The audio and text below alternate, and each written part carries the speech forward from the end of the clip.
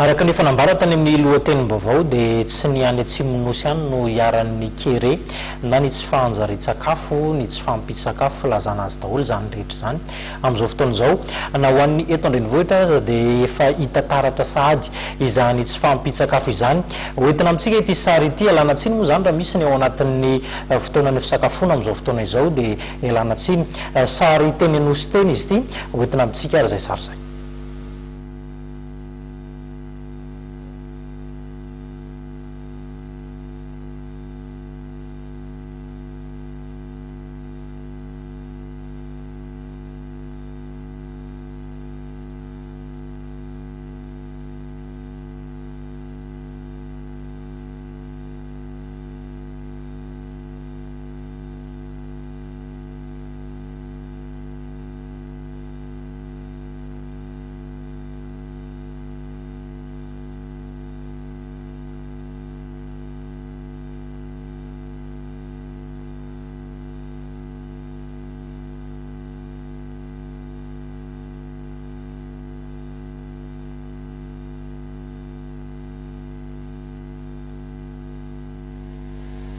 Ireny sary ireny no manam-pirofo efa miaritra eto amintsika ny fahantrana miaritra eto amintsika ny tsy fanjary-tsakafo raha nahitana azy teo zany dia alika mihitsy no karakaraina namana nataony karazana sakafo tsy fantatra moa zany zay hiafarany izy iny na izy iny ho karakaraina hohaniny na ihany koa zany ho amidy atao mitovy endrika amin'ireny hena rehetra hita eny an-tsena ireny mila mailony rehetra ao anatin'izany rehetra izany iny sary iny ihany koa no entina nakatonana ny pejin'ny fampalalam-baovao tamin'izao takariva izao dia mankasitraka fenanao nanaraka izany hatramin'ny farany ho manaraka indray tsika manao misimisy kokoa veloma tompoko.